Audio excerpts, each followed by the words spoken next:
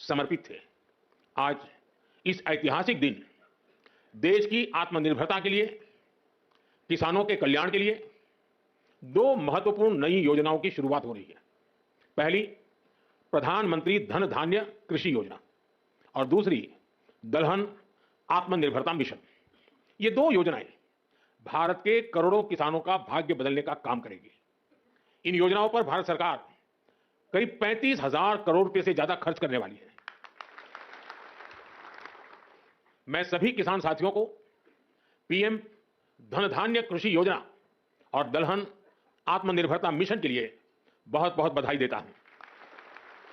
साथियों, खेती और किसानी हमेशा से हमारी विकास यात्रा का एक प्रमुख हिस्सा रही है।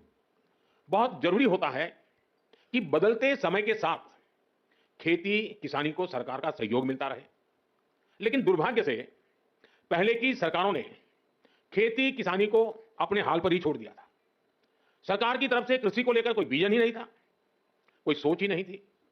खेती से जुड़े अलग अलग सरकारी विभाग भी अपने अपने तरीके से काम करते थे और इस वजह से भारत की कृषि व्यवस्था लगातार कमजोर होती जा रही थी।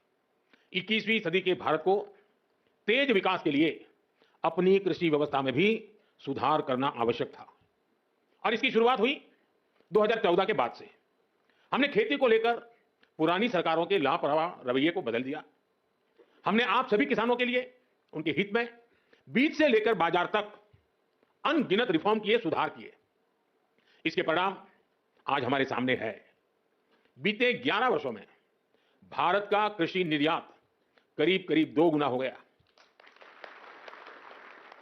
अनाज उत्पादन पहले जो होता था करीब करीब 900 लाख मैट्रिक टन और बढ़ गया।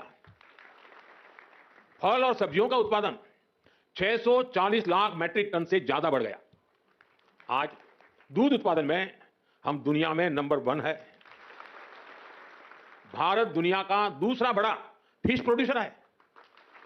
भारत में शहद उत्पादन भी 2014 की तुलना में 2 गुना हो गया है।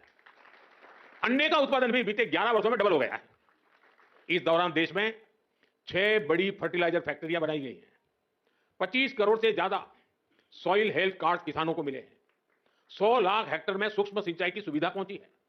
पीएम फसल बीमा योजना से करीब 2 लाख करोड़ रुपए, यह आंकड़ा छोटा नहीं है, 2 लाख करोड़ रुपए क्लेम के रूप में किसानों को मिले हैं। बीते 11 साल में 10,000 से ज्यादा किसान उत्पाद संघ एफपीओज बने हैं। अभी मुझे आने में देरी इसलिए हुई कि मैं कई किसानों के साथ गप्पा गोष्ठी कर रहा था। अनेक किसानों से बात हुई, मछुआरों से बातचीत हुई, महिलाएं जो कृषि क्षेत्र में काम कर रही हैं उनके अनुभव सुनने का अवसर मिला मुझे। ऐसी अनेक उपलब्धियां हैं जो देश के किसान ने बीते 11 वर्षों में अनुभव की है।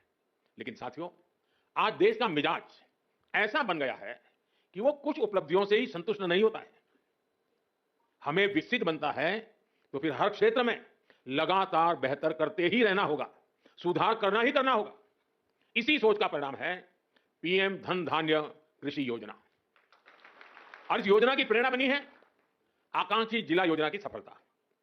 पहले की सरकारें देश के 100 से अधिक जिलों को पिछड़ा घोषित करके भूल गई थी। हमने उन जिलों पर विशेष ध्यान केंद्रित किया, उनको आकांक्षी जिला घोषित किया।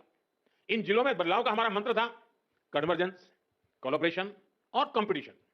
यानी पहले हर सरकारी विभाग अलग अलग योजनाओं, जिले के हर नागरिक, सबको जोड़ो, फिर सबका प्रयास के भाव से काम करो और उसके बाद बाकी जिलों के साथ स्वस्थ स्पर्धा करो।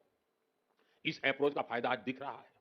साथियों, इन 100 से ज्यादा पिछड़े जिलों में, जिसे हम अब एस्पिरेशनल डिस्ट्रिक्ट कहते हैं, अब हम उसको पिछड़े जिले नहीं कहते, 20% बस्तियां ऐसी थी जिन्होंने आजादी के बाद से सड़क ही नहीं देखी थी। आज आकांक्षी जिला योजना की वजह से अब ऐसी ज्यादातर बस्तियों को भी सड़कों से जोड़ा जा चुका है। उस समय जिसे पिछड़े जिले कहते थे, उनमें 17% ऐसे बच्चे थे जो टीकाकरण के दायरे से बाहर थे। आज आकांक्षी जिला योजना की वजह से ऐसे ज्यादातर बच्चों को टीकाकरण का लाभ मिल रहा है। उन पिछड़े जिलों में 15% से ज्यादा ऐसे स्कूल थे जहां बिजली ही नहीं थी। आज आकांक्षी जिला योजना की वजह से ऐसे हर स्कूल को बिजली कनेक्शन दिया जा चुका है।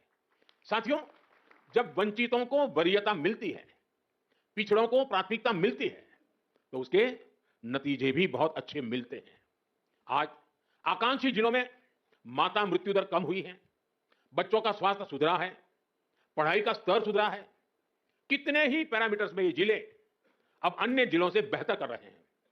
साथियों, अब इसी मॉडल पर हम खेती के मामले में पिछड़े देश के 100 जिलों का, जो खेती के क्षेत्र में बाकी चीजों में आगे होंगे, ऐसे 100 जिलों का हम विकास करना चाहते हैं, उस पर ध्यान केंद्रित करके काम करना चाहते हैं। पीएम धन धान्य कृषि योजना की प्रेरणा वही आकांक्षी जिलों का मॉडल है। इस योजना के लिए 100 जिलों का चयन बहुत सोच समझकर किया गया है। 3 पैरामीटर्स पर इन जिलों का चुनाव किया गया है। पहला, खेत से कितनी पैदावार होती है। दूसरा, एक खेत में कितनी बार खेती होती है।